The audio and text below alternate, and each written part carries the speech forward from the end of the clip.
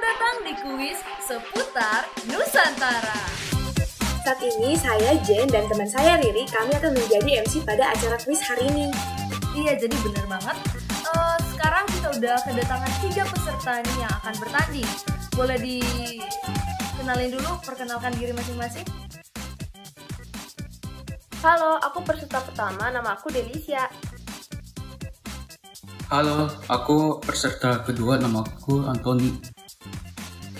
Halo, nama saya Rivaldi Purnama dan saya peserta ketiganya. Oke, jadi kami sebagai MC akan menanyakan beberapa pertanyaan kepada peserta dan tentunya peserta bakal menjawab dong. Ya, jadi sistemnya juga hari ini tuh rebutan. Nah, untuk peserta yang menjawab dengan benar akan mendapat 10 poin dan jika tidak menjawab dengan benar, maka tentu nggak bakal dapat poin. Iya, jadi kita mulai aja kali ya. Oke, pertanyaan pertama. Pulau apakah ini? Saya. Aku mau jawab. Wah, baru pertanyaan pertama teman-teman kita udah semangat banget nih. Nah, tapi yang pertama menjawab adalah Aldi. Ayo silahkan dijawab, itu pulau apa? Pulau yang itu pasti Pulau Sulawesi dong. Yep, bener banget. Jadi itu merupakan Pulau Sulawesi. Nah, langsung aja nih kita ke pertanyaan selanjutnya. Pertanyaan selanjutnya itu, dari manakah asal makanan coto itu? Aku mau jawab. Bro. Antoni duluan. Apa yo? Sulawesi Selatan. Nah, jawabannya bener banget. Jadi coto Makassar itu ya sesuai namanya, berasal dari Sulawesi Selatan, ada di Makassar. Iya, jadi udah pasti dong berasal dari Makassar. Oke, pertanyaan selanjutnya. Di wilayah manakah terdapat hewan yang disebut tarsius? Ayo, jangan-jangan ada yang nggak tahu nih tarsius itu apa? Yang ini loh. Kayaknya aku mau jawab deh. Sulawesi Selatan bukan? Jawabannya salah. Jadi tarsius itu berasal dari Sulawesi Utara, ada di Manado. Iya, jadi Sulawesi itu dari Sulut ya, bukan dari Sulsel. Nggak apa-apa. Pertanyaan selanjutnya. Di manakah letak Provinsi Gorontalo? Di bagian utara Pulau Sulawesi, di antaranya Sulawesi Utara dengan Sulawesi Tenggara. Tengah Sulawesi Tenggara. Asik, jawabannya benar. Yeay, 10 poin. Oke, pertanyaan berikutnya berupa true or false gitu. True or false, Sulawesi Tenggara merupakan provinsi terluas di Pulau Sulawesi. Gimana? Jawabannya true. Wah, Antoni lagi nih yang jawab, tapi jawabannya salah. Jadi, pulau terbesar atau daerah terbesar di Sulawesi itu ada di Sulawesi Tengah, bukan Sulawesi Tenggara. Aduh, nggak apa-apa. Oke, harus move on. Sebutkan ibu kota dari Sulawesi Tenggara. Aku, Palu. Wah, tapi sayang banget nih, jawabannya salah. Sulawesi Tenggara itu ibu kotanya Kendari. Aduh. Oke, pertanyaan terakhir ya. Dari manakah tarian Lariyangi berasal? Yang terakhir loh. Aku mau jawab lagi deh. Sulawesi Utara bukan? Wah, jawabannya salah. Aduh, dengan begitu berakhirlah sesi kuis kita pada hari ini. Terima kasih banyak untuk teman-teman yang sudah berpartisipasi dalam memeriahkan kuis kita pada hari ini. Ya, terima kasih banyak untuk teman-teman dan selamat kepada Aldi yang udah menjawab pertanyaan terbanyak dan dengan tepat. Nah, Aldi mendapat 20 poin. Untuk teman-teman yang lain, jangan berkecil hati ya dan semangat terus. Bye-bye. Bye semua.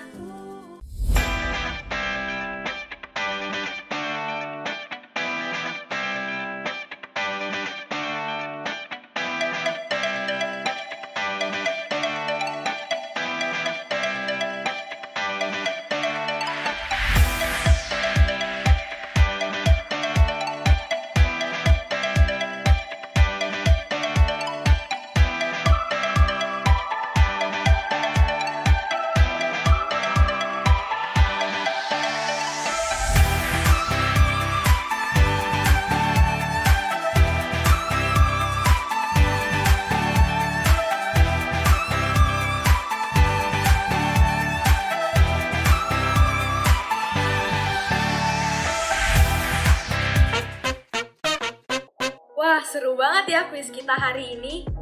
Iya, tapi kok banyak yang salah-salah ya? Iya, mending kita tanya langsung nih sama teman-teman kita yang dari Sulawesi, gimana? Boleh banget. Hai, halo semua. Halo. Halo. Gimana nih teman-teman, banyak yang salah loh dari tadi. Iya nih, kok bisa ya? Iya nih, masih banyak sih jawaban-jawaban yang kurang tepat. Gimana kalau kalian aja yang ngejelasin ke kita? Kan sama-sama dari Pulau Sulawesi, jadi pasti tahu dong hal-hal seputar Sulawesi. Gimana? Iya nih, bener banget. Jadi kita bisa tahu lebih banyak lagi tentang Pulau Sulawesi. Iya. Gimana tuh guys? Boleh. Boleh? Tunggu dulu. Tapi kita belum buat opening buat podcastnya. Oh iya, bener banget. Hampir lupa nih. Oke. Jadi langsung aja ya. Halo semuanya, selamat datang kembali di Open. Obrolan penting. Halo teman-teman, apa kabar? Oh kasihan. Apa kabar Ramani semua di sana? Pasti baik-baik saja ya. Oke, jadi topik kita hari ini cukup berbeda dari biasanya. Kenapa tuh? Ya, bener banget nih. Kita ada episode spesial Sulawesi Menyapa.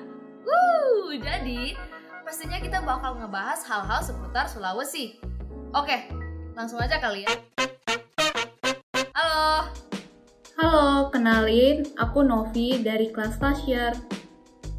Halo, aku Kio dari First Year. Wah, teman-teman, aku sering banget nih dengar tentang Gorontalo.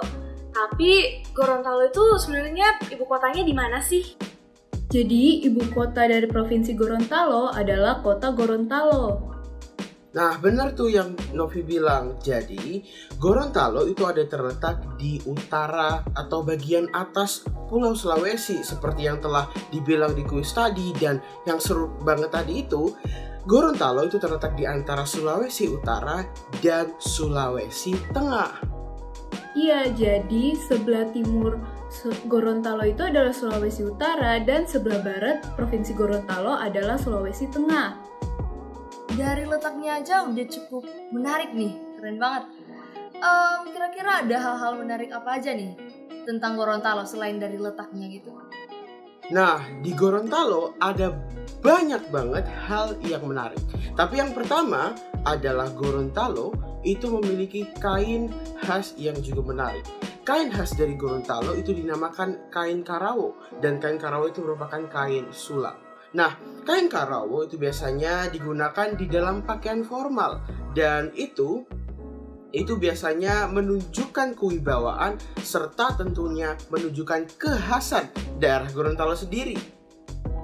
Nah, iya, jadi kain Karawo ini punya dua jenis. Jenis yang pertama itu sulaman Karawo biasa dan jenis yang kedua adalah sulaman Karawo ikat. Nah, harga sulaman Karawo ikat ini cenderung lebih mahal daripada sulaman Karawo biasa. Nah, bener Novi, tapi bukan cuma itu aja yang menarik dari Gorontalo. Yang kedua, menariknya Gorontalo itu telah memproklamasikan kemerdekaannya sejak tahun 1942. Coba bayangin, menarik kan? Jadi, pada saat itu, rakyat Gorontalo itu berhasil merebut dan mengambil alih tentunya kedudukan kolonial Belanda di daerah Gorontalo dengan dipimpin oleh Bapak Nani Wartabone. Tunggu. Bukannya Indonesia itu merdeka tahun 1945 ya? Tapi kok bisa sih Gorontalo malah merdeka duluan? Pasti masih banyak yang belum tahu nih. Jadi pada tanggal 23 Januari tahun 1942, Nani Wartabone mendeklarasikan kemerdekaan Gorontalo setelah berhasil mengusir penjajah Belanda. Nah, kemudian tidak lama setelah itu, tepatnya pada tanggal 6 Juni tahun 1942, tentara Jepang datang ke Gorontalo dan melarang berkibarnya bendera merah putih di Gorontalo. Nah, karena merasa geram nih, Nani Wartabone memimpin pergerakan untuk menyerang tentara Jepang. Namun karena tidak mampu, jadinya Nani Wartabone menyerah dan diasingkan oleh tentara Jepang. Tetapi pada akhirnya, tepatnya pada tanggal 16 Agustus tahun 1945, Jepang memberikan kembali Gorontalo. Nah, bener tuh, menarik banget kan? Tapi selain itu, hal yang menarik dari Gorontalo adalah yang ketiga, Gorontalo itu adalah satu dari 3 daerah di Indonesia yang memiliki wisata hiu paus. Wisata hiu paus adalah wisata di mana kita bisa melihat dengan mata kepala kita sendiri secara langsung tentunya hiu paus atau ikan terbesar di lautan. Wah, iya guys, ini tuh menarik banget. Jadi wisata hiu paus ini ada di Botubarani, Bone Bolango. Jadi di sana selain kita bisa ngelihat hiu paus secara langsung, kita juga bisa berenang sama hiu pausnya loh. Wah, menarik banget sih teman-teman. Kita bisa berenang sama ikan hiu. Tapi tadi Kyo bilang ikan hiu itu spesies yang paling besar ya. Pasti serem banget deh. Mending kalian ceritain hal-hal lain aja deh yang lebih menarik gitu di Gorontalo. Nah, tenang-tenang. Jadi hiu paus itu adalah hiu, tapi dia itu memakan plankton, jadi bisa dibilang tidak agresif. Nah, yang selain 3 hal menarik sebelumnya, tentu ada hal menarik lainnya dong. Seperti yang tadi telah diminta oleh Jen sendiri. Jadi, hal menarik yang 4 adalah transportasi umum di Gorontalo. Jadi transportasi umum di Gorontalo itu dinamakan bentor, yang merupakan singkatan dari becak motor, yang tentunya merupakan hasil gabungan dari sepeda motor dan becak. Nah, hal yang unik dari bentor-bentor yang ada di Gorontalo adalah bentor yang ada di Gorontalo itu telah dibuat dan dimodifikasi sedemikian rupa. Jika kalian datang ke Gorontalo, pasti kalian bisa lihat bentor di mana saja, benar-benar di mana saja, dan kalian bisa melihat bentor dengan berbagai macam warna dan dengan berbagai macam modifikasi. Nah, unik kan guys, jadi meskipun kita sekarang udah tinggal di era modern nih, tetapi bentor yang merupakan alat transportasi tradisional masih dipakai hingga saat ini, bahkan masih banyak digunakan oleh masyarakat Gorontalo. Nah, tidak hanya itu, bentor juga mengikuti perkembangan zaman loh. Jadi sekarang kita udah bisa pesen bentor melalui aplikasi handphone. Jadi kalau mau naik bentor, kita udah nggak perlu ke pangkalannya lagi deh. Seru juga tuh naik bentor keliling Gorontalo. Tapi kalau bentornya udah ada, terus destinasinya kemana aja? Nah, benar tuh. Dengan bentor kalian bisa kemana saja di Gorontalo. Tetapi destinasi yang bisa kalian kunjungi pertama adalah destinasi bersejarah tentunya. Nah, Gorontalo itu memiliki berbagai dan beberapa benteng Portugis. Dan salah satunya adalah Benteng Otanaha. Apa yang menarik dari Benteng Otanaha? Jadi Benteng Otanaha itu terletak di perbukitan tepi Danau Limboto. Dan juga benteng ini itu merupakan benteng Portugis, salah satunya yang terkenal di Gorontalo. Nah, keunikan dari benteng ini adalah material pembangunannya. Yang menarik adalah benteng ini itu dibuat dengan batu kapur yang direkatkan dengan putih telur burung maleo, burung endemik dari Gorontalo. Nah, menariknya lagi nih guys, meskipun Benteng Otanaha ini terbuat dari pasir, batu kapur, dan telur burung maleo, tapi hingga saat ini Benteng Otanaha ini masih bisa berdiri kokoh loh. Nah, jadi pada awalnya itu Benteng Otanaha ini dibuat sebagai benteng pertahanan dari penyerangan musuh. Dan pada awalnya benteng ini dibangun oleh Raja Ilato dan bangsa Portugis yang waktu itu datang ke Gorontalo. Wah, keren banget nih pastinya ya Gorontalo. Ada benteng dari putih telur loh guys, putih telur. Nah, thank you banget buat Kyo dan juga Novi yang udah sharing-sharing tentang Gorontalo. Nah, ngomong-ngomong soal bangunan, soal benteng, kalau misalnya di Gorontalo ada benteng dari zaman penjajahan bangsa Portugis, nah setahu aku di Sulawesi Selatan juga itu ada satu benteng tuh, bekas masa penjajahan Belanda. Nah, itu apa ya namanya, Ri? Aku agak lupa deh. Iya, tapi sama sih, aku juga nggak tahu. Jadi daripada bingung sendiri, mending kita langsung tanya ke teman-teman aja ya, yang dari Sulawesi Selatan. Halo William, halo Jerry. Hai. Halo. Wah, Sapa-sapa pakai logat dulu dong. Gimana? Apa karek Pak Bang? Baju-baju sih bos, kita ya. Baju-baju juga bos. Wah, baik-baik nih semuanya ya. Nah, ternyata kita juga punya teman-teman dari Sulawesi Selatan ya. Pertanyaan basic, Provinsi Sulawesi Selatan ini letaknya di mana sih? Oke, saya akan jawab itu. Sulawesi Selatan sesuai dengan namanya tuh ada di selatan, ya paling selatan kalau kalian perhatikan. Di provinsinya dia itu yang di kaki kirinya. Oh, dan juga tahu nggak saya dari mana? Saya dari Makassar, yaitu ibu kotanya Sulawesi Selatan. Tapi selain ibu kotanya terdapat juga daerah-daerah yang lain yang juga bagus. Ada Takalar, ada Bira, ada Toraja, dan kita akan bahas nanti yang menarik-menarik. Wah, jadi bener nih Ri, sesuai namanya ya, Sulawesi Selatan itu ada di selatan Pulau Sulawesi. Nah, tadi tuh William udah mention nih beberapa tempat. Nah, kira-kira di Makassar itu, di Sulawesi Selatan itu wisatanya ada apa aja sih? Waduh, oke Jen. Tadi Jen udah singgung ya mengenai benteng-benteng.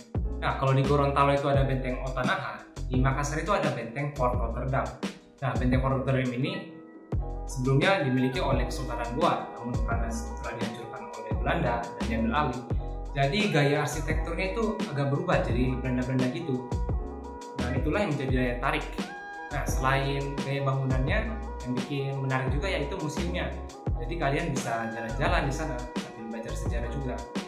Nah, kalau bicara mengenai tempat wisata alam, wah itu nggak perlu ditanyakan lagi sih. Di Sulawesi Selatan itu ada banyak sekali wisata alam yang patut kalian kunjungi. Contohnya ada Tanjung Bira yang terkenal dengan pasir putihnya. Ada juga Bantimurung. Nah, Bantimurung itu terkenal dengan penangkaran kupu-kupunya. Terus ada juga Kampung Lolai di Toraja, ya di Toraja. Nah, di situ mungkin kalian pernah dengar ya, negeri di atas awan. Ya, negeri di atas awan itu ada di Sulawesi Selatan juga loh. Jadi masih banyak lagi tempat-tempat wisata di Sulawesi Selatan yang patut kalian kunjungi. Kayaknya kita harus banget deh kunjungin tempat-tempat yang disebutin Jerry tadi. Tapi kalau begitu perlu banyak tenaga kan. Jadi ya butuh banyak asupan makanan juga. Jadi makanan yang enak di sana apa ya? Ya kalau kalian tanya makanan, tanya saya saja, saya suka makan. Iya, jadi salah satu yang kalian pasti pernah dengar karena ini juga ada di kuisnya tadi, coto Makassar. Tahu kan? Iya kan? Jadi itu makanan khasnya Makassar yang enak. Saya juga sering pesan itu kalau saya lapar karena banyak. Tapi ada satu yang enak sekali itu coto Nusantara. Tapi kalian pasti pikir Nusantara jadi ada di seluruh Indonesia, tapi itu tidak benar, hanya ada di Jalan Nusantara di Makassar saja. Wah, teman-teman ingat ya gak teman-teman, kalau misalnya kalian mau main-main ke Sulawesi Selatan setelah pandemik ini, jangan lupa pergi mampir ke Coto Makassar di Jalan Nusantara. Nah, ngomong-ngomong aku tadi perhatiin William nih, dia tuh ngomongnya kayak ada logat-logatnya gitu, gimana gitu. Emang bahasa di Makassar itu, di Sulawesi Selatan itu beda ya? Ya, sebenarnya ada sih bahasa Makassarnya. Tadi saya sama Jerry sempat pakai juga pas kita intro. Tapi juga selain itu, saya rasa yang paling beda itu logatnya. Pas saya datang ke Jakarta, saya punya ngomongan nggak langsung dimengerti gitu loh. Dan juga kita biasanya pakai kata-kata tambahan seperti Jimmy atau coba saya contohkan sama Jerry kayak, Jerry, kok baik-baik, Ji, kok sudah selesai tugasmu? Selesai nih tugasku. Ya kayak begitu. Pasti kita jadi bebas berlogat itu kalau lagi di rumah kan. Nah, ngomong-ngomong soal rumah, gimana sih rumah di sana? Apakah ada ciri khas tersendiri atau gimana? Rumah adat di Sulsel itu nggak kalah lain dari daerah-daerah lain. Nah, contohnya ada suku Lubuk yang identik dengan hubungan atap 17 atau 5 yang menunjukkan kasta dari pemilik rumah tersebut. Terus ada juga nih namanya suku Mandar, suku Toraja, suku Makassar. Nah, terus ada juga nih suku Bugis. Nah, itu merupakan perpaduan antara ajaran Islam dengan adat Sulawesi Selatan. Nah, walaupun mereka memiliki keunikannya masing-masing, mereka memiliki kesamaan loh, yaitu kesamaannya setiap bangunannya itu selalu berbentuk rumah panggung. Nah, kalau bicara mengenai rumah adat, sepertinya ada yang kurang nih. Kalau bicara adat-adat, pakaian adat. Nah, pakaian adat di Sulsel itu yang paling terkenal adalah baju bodo. Baju bodo ini adalah pakaian adat bagi wanita, di mana biasanya dipakai di acara-acara besar. Nah, biasanya baju bodo ini dilengkapi dengan aksesoris tertentu, contohnya gelang panjang, kalung panjang, gelang lengan, terus ada hiasan konde juga tuh. Nah, yang bikin spesialnya itu adalah baju bodo ini terbuat dari kain sutra. Wah, Sulawesi Selatan benar-benar beragam ya teman-teman. Ada rumah adatnya, ada baju daerahnya. Nah, kita sekarang beralih ke yang gak kalah unik nih, tetangganya, ada Sulawesi Tenggara. Langsung aja kita panggilin teman-teman kita dari Sulawesi Tenggara. Ada Evelyn dan ada Christopher. Halo. Halo. Halo semuanya. Halo. Aku Evelyn dari First Year. Aku Christopher dari First Year. Nah, Evelyn, tadi kan pas kuis Deli sempet jawab kalau misalkan ibu kota dari Sulawesi Tenggara itu Palu. Tapi jawabannya salah. Yang benar kalau nggak salah Kendari ya? Atau gimana? Nah, ibu kota Sulawesi Tenggara itu Kendari, bukan Palu. Dan sebenarnya di Sulawesi Tenggara sendiri tuh udah ada sekitar 17 kabupaten yang lain. Wah, banyak banget ya berarti kabupaten yang ada di Sulawesi Tenggara. Nah, supaya kita ingat dan gak salah lagi kayak kuis tadi, kira-kira apa sih hal-hal yang unik dari Sulawesi Tenggara? Ya kita bisa ingat nih, di Sulawesi Tenggara itu ternyata ibu kotanya Kendari. Ada banyak banget sih, tapi salah satunya itu ada wisata bahari. Wisata bahari ini berhasil memikat banyak wisatawan domestik maupun mancanegara, seperti Pulau Wakatobi, Bikori, Labengki, dan masih banyak lainnya. Wah, aku pernah denger juga nih tentang Wakatobi. Katanya tuh kita bisa diving gitu ya. Itu nggak kalah banget dong berarti dengan negara sebelah. Nah, itu di sana juga tuh banyak ikan-ikan yang unik-unik gitu ya. Iya, jadi selain ikan-ikan, sebenarnya Sulawesi Tenggara tuh punya hewan khasnya juga, namanya tuh anoa. Jadi anoa ini adalah hewan endemik yang spesies terbesarnya di Indonesia itu ada di Sulawesi Tenggara. Makanya Sulawesi Tenggara ini tuh disebut sebagai bumi anoa. Gitu. Nah, Sulawesi Tenggara sendiri akhirnya menggunakan kepala anoa ini menjadi lambang daerah. Gitu. Jadi di lambangnya itu ada kepala anoa, kemudian dibingkai dengan mata rantai, padi dan kapas, dan ini juga tuh menjadi simbol sifat gesit dan juga ulet dari masyarakat Sulawesi Tenggara. Aku baru tahu loh kalau misalkan anoa itu ternyata banyak di Sulawesi Tenggara. Masih banyak lagi loh, kesenian tradisional Sulawesi Tenggara itu ada sangat banyak dan beragam. Di antaranya ada tarian Malulo, tarian Lariangi, dan tarian Mawindako. Tetapi yang paling khas adalah tarian Malulo. Kenapa? Karena tarian Malulo ini adalah tarian yang paling identik dengan Sulawesi Tenggara. Tarian ini penuh dengan filosofis, sehingga tarian ini tidak dilakukan dengan sembarangan, hanya dilakukan untuk upacara pernikahan dan pelantikan raja saja. Akan tetapi dalam seiringnya waktu, tarian Malulo ini sekarang sudah menjadi tarian pergaulan yang biasanya dilakukan dalam acara-acara. Nah, selain tari-tarian, di Sulawesi Tenggara itu banyak makanan khas juga. Bahkan setiap suku di Sulawesi Tenggara itu punya makanan khasnya masing-masing. Ada kayak sinonggi, ada kasuami, ada kabuto. Cuman yang paling khas itu adalah sinonggi. Kenapa? Karena sinonggi ini memang paling banyak dikonsumsi oleh masyarakat Sulawesi Tenggara. Kemudian juga ini adalah makanan khas dari suku Tolaki, itu suku asli Sulawesi Tenggara. Nah, makanannya itu sebenarnya mirip-mirip kayak papeda dari Papua. Jadi makanan itu dibuat dari sagu yang diambil sari patinya, terus direbus hingga kenyal, dan biasanya tuh dimakan dengan ikan palmara, dengan ayam tauloho, atau sayur-sayur bening gitu. Menarik banget ya. Ngomongin soal papeda yang mirip-mirip sama sinonggi dari Sulawesi Tenggara. Nah, papeda kan asalnya dari Papua. Seingat aku tuh di Papua juga ada tambang emas gitu deh. Dan setahu aku juga di Sulawesi Tenggara itu katanya ada tambang juga ya, berarti banyak emas-emasnya gitu. Bener gak sih? Iya benar banget. Sulawesi Tenggara memiliki potensi sumber daya mineral logam dan non-logam seperti nikel, emas, aspal, dan lain-lain. Bahkan salah satu sumber smelter nikel terbesar di Indonesia ada di Sulawesi Tenggara loh. Berarti pertambangan nikel di Sulawesi Tenggara itu cukup luas ya? Ngomong-ngomong soal luas, kayaknya kita beralih aja ke provinsi terluas di Pulau Sulawesi, yaitu Sulawesi Tengah. Gimana tuh, Jian? Oke deh, langsung aja nih kita panggilin teman-teman kita yang dari Sulawesi Tengah. Ada Elika dan juga ada Rizky. Halo. Halo, nama aku Elika. Halo, nama aku Rizky dari siswa second year. Dari mana nih? Kelas berapa? Gimana? Aku dari siswa last year. Nah, oke. Jadi sebelum kita bahas lebih dalam nih, ibu kota dari Sulawesi Tengah itu apa ya? Mamuju?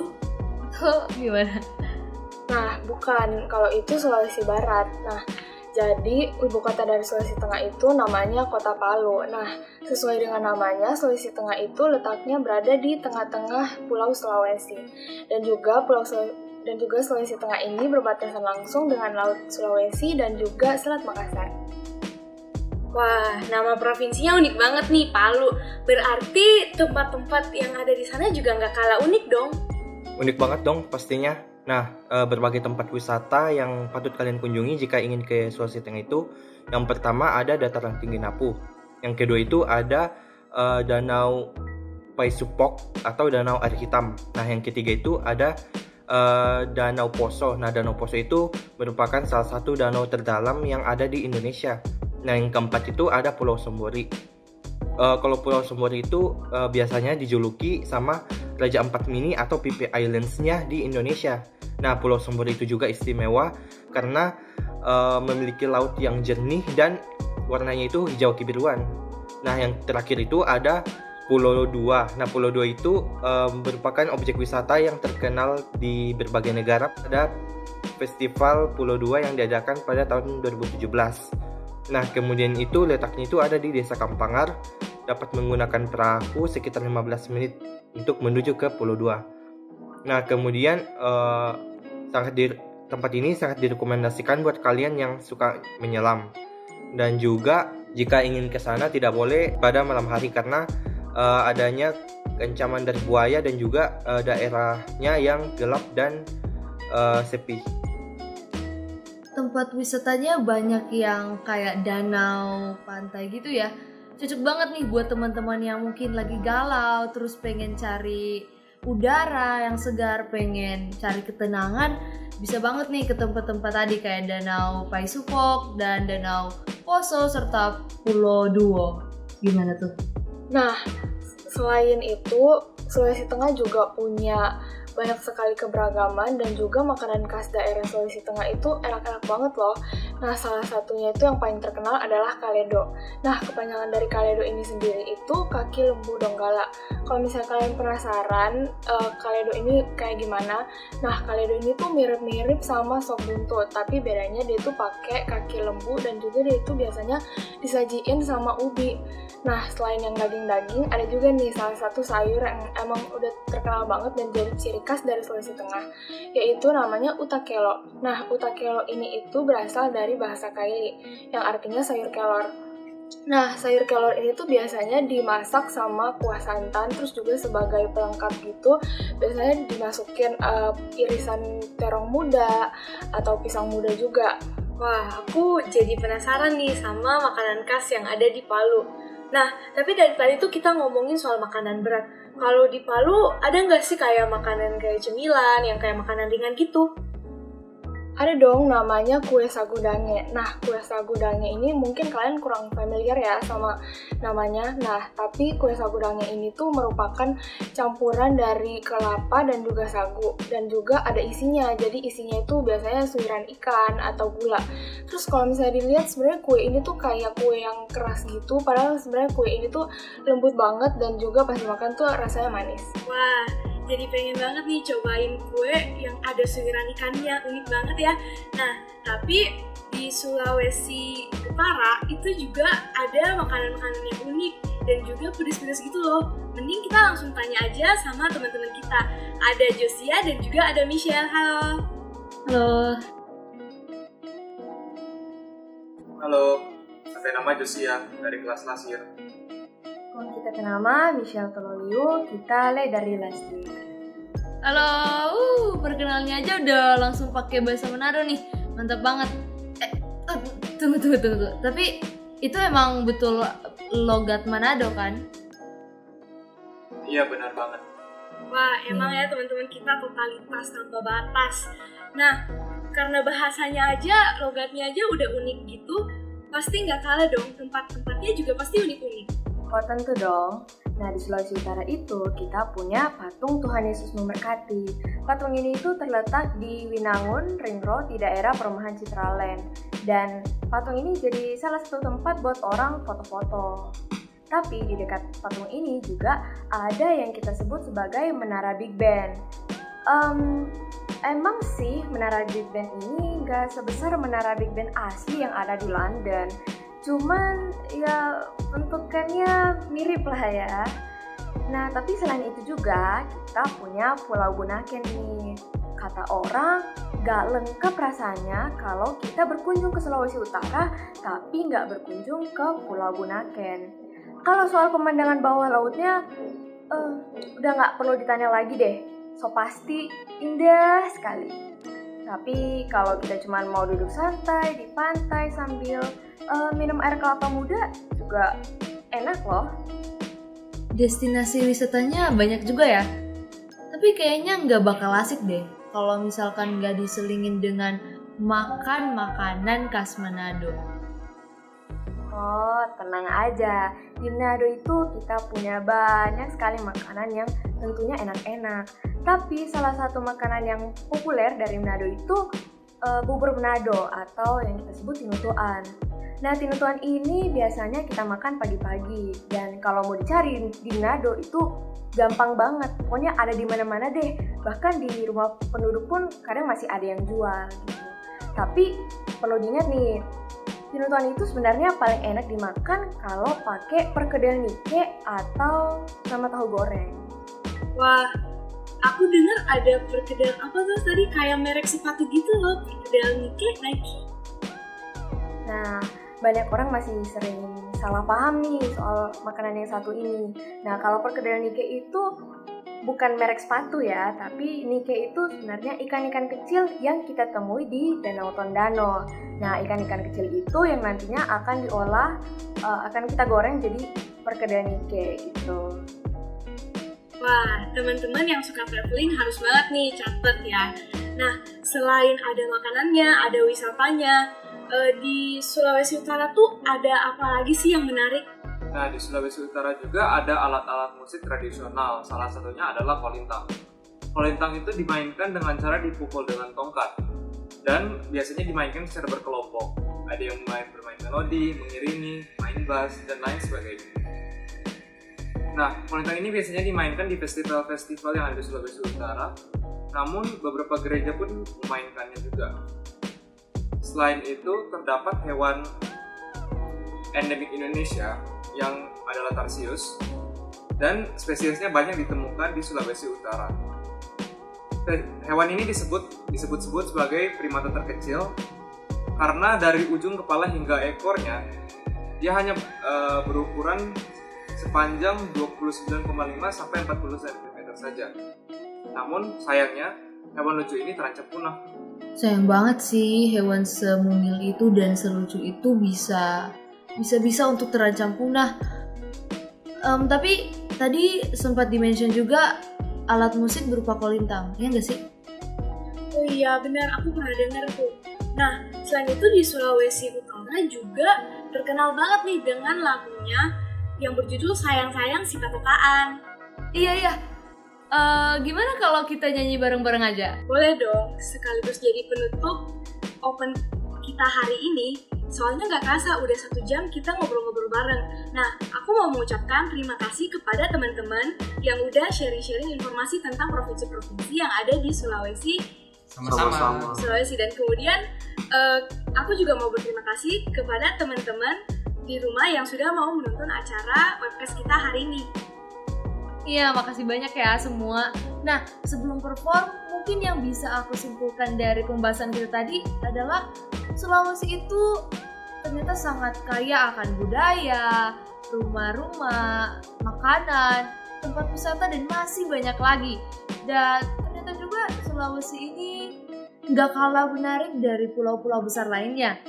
Untuk itu, ya seharusnya kita yang terlahir ya dan yang menjadi bagian dalam Pulau Sulawesi ini bersyukur banget dong, karena bisa menjadi bagian juga dalam Nusantara, khususnya dari Pulau Sulawesi sendiri. Ya, bener banget dong. Nah, tapi kita sebagai generasi penerus, kita harus bisa mempertahankan ciri khas kita. Kita juga harus bisa mempertahankan alam-alam yang ada di sekitar kita, sehingga tidak ada yang terancam punah, seperti misalnya tarsius tadi. Nah, oleh karena itu, kita harus menjadi generasi penerus yang bisa menjaga alam kita dengan baik. Iya, bener banget. Oke deh, jadi saya Riri dan saya Jen memohon maaf bila ada kesalahan kata. Dan kami semua pamit undur diri. Sampai jumpa di episode selanjutnya, dan please tonton di episode selanjutnya juga ya. Dadah! Bye. Bye.